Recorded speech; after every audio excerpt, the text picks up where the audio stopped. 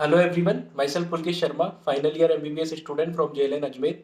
तो आज के इस वीडियो में अपन बात करने वाले हैं उन स्टूडेंट्स के बारे में जो अभी रिसेंटली मेडिकल कॉलेज में पहुंचे, जिनका भी रिसेंटली फर्स्ट ईयर में एडमिशन हुआ है। क्योंकि सारी काउंसलिंग खत्म हो चुकी है, जिन बच्चों को कॉलेजेस में पहुंचना था वो सभी बच्चे पहुंच चुके हैं कॉलेजेस में। तब मैं ये वीडियो बना रहा हूँ, तो उनमें से काफ़ी बच्चों को बहुत सारी दिक्कतें आ रही है।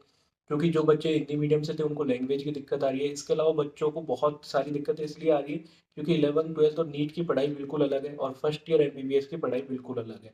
तो ये सब दिक्कतें आ रही है। तो मैं आपको सबसे पहले बता देता हूँ, आपको इतना परेशान होने की ज़रूरत नहीं है। नीट की तरह आपको जैसे एक एक लाइन एक एक वर्ड में से क्वेश्चन आता था, यहाँ पे ऐसा नहीं है। यहाँ पे आपको थ्योरेटिकल एग्जाम पास करना है। सबसे पहले तो आपको ये चीज़ समझनी है, ठीक है।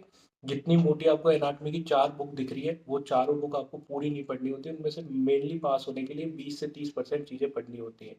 आपको वो चीज़ें कैसे पता लगेंगी, वो सीनियर्स आपके बता देंगे आपके कॉलेज के कौन सी चीज़ें इंपॉर्टेंट है। और आप खुद भी देख सकते हैं पिछले 5 से 7 साल के यूनिवर्सिटी के पेपर देख के।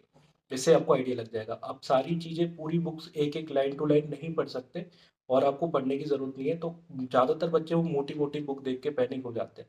तो उनसे पैनिक होने की ज़रूरत नहीं है। इसके अलावा हिंदी मीडियम के जो बच्चे हैं उनको शुरू में दिक्कत आती है। मैं भी हिंदी मीडियम से था, मेरे को भी दिक्कत आई थी लैंग्वेज की। पर धीरे धीरे ये अडेप्टेशन हो जाता है। 1 से 2 महीने के अंदर आप सभी अडेप्ट हो जाओगे आपको हिंदी मीडियम से इंग्लिश मीडियम में स्विच करने में। क्योंकि सारी चीज़ें इंग्लिश में एमबीबीएस के अंदर। तो आपको वो अडेप्टेशन 1 से 1.5 महीने का वक्त लगेगा। उसके बाद में आपको सारी चीज़ें नॉर्मल होने लग जाएंगी, आपको कुछ भी अजीब नहीं लगेगा। इसके अलावा आपको किन चीज़ों पे मेनली फोकस करना है, आप पास हो जाओगे। आपको टेंशन की जरूरत नहीं है। शुरू में हर कोई परेशान होता है, एकदम से एमबीबीएस में आता है तो बहुत मोटी मोटी किताबें देख के एकदम से सारी चीज़ें बदल जाती है। एनाटॉमी में इतनी सारी चीज़ें हैं, डाइसेक्शन करना डेली काफ़ी हार्ड लगती है एनाटॉमी शुरू में सभी को। ठीक है, एनाटॉमी हार्ड सब्जेक्ट भी है, बाकी नीट की तरह नहीं है। नीट के सब्जेक्ट काफ़ी इजी थे, एनाटॉमी थोड़ा हार्ड सब्जेक्ट है, कॉन्सेप्चुअल सब्जेक्ट है। तो वो हार्ड लगना स्वाभाविक है, आपको परेशान होने की ज़रूरत नहीं है।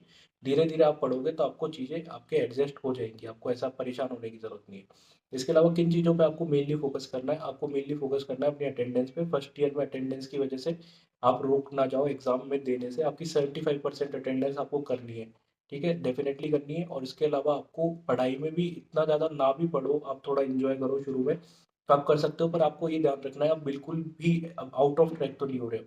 लास्ट के 15-20 बच्चों में बिल्कुल भी नहीं रहना है, ठीक है। आपको अटेंडेंस और पढ़ाई में लास्ट के 15-20 बच्चों में बिल्कुल भी नहीं रहना है। क्योंकि कुछ अमाउंट में बच्चों को हर साल रोक लेते हैं कॉलेज वाले एग्जाम देने से। जिनकी अटेंडेंस थोड़ी शॉर्ट होती है उनको, जो लास्ट में अटेंडेंस वाले बच्चे होते हैं उनको, या फिर उन बच्चों को जिनके इस कॉलेज में मार्क्स बिल्कुल भी नहीं आते, उन बच्चों को रोक लेते हैं। तो आपको उन बच्चों में नहीं शामिल होना है। इससे पहले मैं वीडियो में आगे बढ़ूँ, आपको बताऊं एनाटॉमी में कौन कौन से एग्जाम होते हैं आपके फर्स्ट ईयर में। इससे पहले मैं आपको बता देना चाहता हूँ, मैं अभी नीट 2022 के लिए जो बच्चे प्रिपेयर कर रहे हैं उनके लिए अनअकैडमी पे फ्री लाइव टेस्ट सीरीज ले रहा हूँ। लाइव टेस्ट सीरीज में अभी मैं बायोलॉजी ले रहा हूँ, चैप्टर वाइज और फुल सिलेबस। आपको दोनों टेस्ट देने आना है।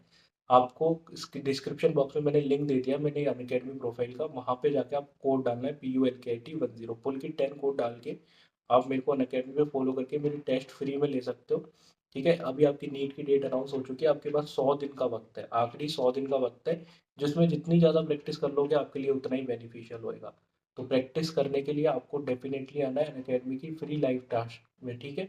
इसके अलावा मैंने आपको टेलीग्राम चैनल का लिंक भी दे दिया है, जहाँ पे आपको शेड्यूल मिल जाया करेगा। आपको इन्फॉर्मेशन मिल जाया करेगी किस दिन किस सब्जेक्ट का किस टॉपिक का टेस्ट है। तो आप वो टेलीग्राम चैनल भी डेफिनेटली ज्वाइन कर लीजिए। इसके अलावा दूसरी चीज़, अनअकैडमी का ऑफलाइन स्टोर खुलने जा रहा है जयपुर के अंदर। कल 9 तारीख को 9 अप्रैल को अनअकैडमी का ऑफलाइन स्टोर खुलने जा रहा है जयपुर के अंदर। स्क्रीन पे आपको एड्रेस दिख रहा होगा।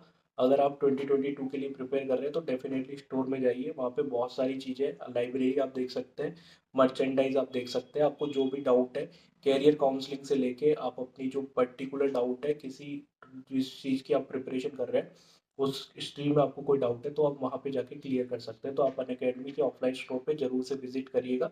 कल इसका इनॉग्रेशन है, ठीक है। 9 और 10 तारीख को आप विजिट कर सकते हैं। अब एनाटॉमी में कौन कौन से एग्जाम होते हैं पूरे साल के अंदर, आपको वो चीज़ें ध्यान में आपको बता देता हूँ, ठीक है। सब स्टेज होता है आपका। सबसे पहले सब स्टेज आपका बीच बीच में होता रहता है। जैसे किसी एक पर्टिकुलर अपर लिम लोअर लिम के दो दो सब स्टेज भी हो सकते हैं, किसी कॉलेज में एक एक सब स्टेज भी होता है। इस तरीके से होता है, ठीक है। तो सब स्टेज में आपका वाइवा होता है, ठीक है। इसके बाद में मैं बात करूँ तो पीसीटी होता है सेकंड नंबर पे। पीसीटी पार्ट कंप्लीशन टेस्ट होता है। पार्ट कंप्लीशन टेस्ट आपका हो सकता है जैसे अपर लिम कंप्लीट हो गया, लोअर लिम कंप्लीट हो गया, तो हर अपर लिम का अलग से, लोअर लिम का अलग से, एब्डोमेन का अलग से, इस तरीके से आपका पार्ट कंप्लीशन टेस्ट होता है।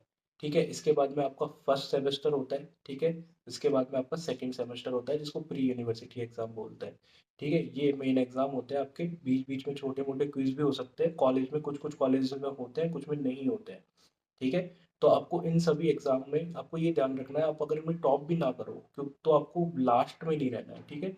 बिल्कुल लास्ट में आपके 100 में से कितने 10 नंबर, 5 नंबर, 2 नंबर आ रहे हैं, तो इस तरीके से नहीं करना है ना। पास तो बहुत कम होते हैं इन एग्ज़ाम में, कॉलेज के एग्ज़ाम के अंदर बहुत कम बच्चे पास होते हैं, ठीक है? आपको घबराना भी नहीं है कि अब अपने 200 में से 40-50 बच्चे ही पास हुए हैं और हम पास ही नहीं हुए हैं, हम मेन एग्ज़ाम में पास हो पाएँगे, नहीं हो पाएँगे। तो उस चीज़ से नहीं घबराना है। यहाँ पे कॉलेज के एग्ज़ामों में बहुत कम बच्चे पास होते हैं, पर मेन एग्ज़ाम में ज़्यादातर बच्चे पास हो जाते हैं। आपको घबराने की ज़रूरत नहीं है। इस तरीके से इन चीज़ों को ध्यान रखना है।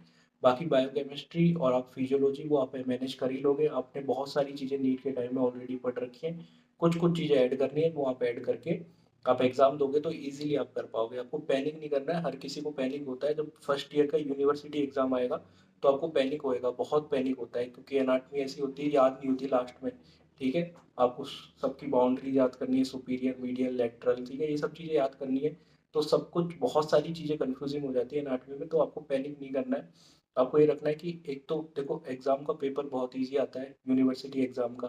ज़्यादातर चीज़ें आती हैं वो इम्पोर्टेंट चीज़ें आती हैं जो पिछले 5-7 साल में आ चुकी हैं, ठीक है? और एग्ज़ाम में ज़्यादातर बच्चे पास ही होते हैं, हर साल का रिज़ल्ट यही होता है, ज़्यादातर बच्चे पास होते हैं। तो ये सब चीज़ें ध्यान रखनी है और बाकी आपको सभी लोगों को best of luck for your MBBS journey.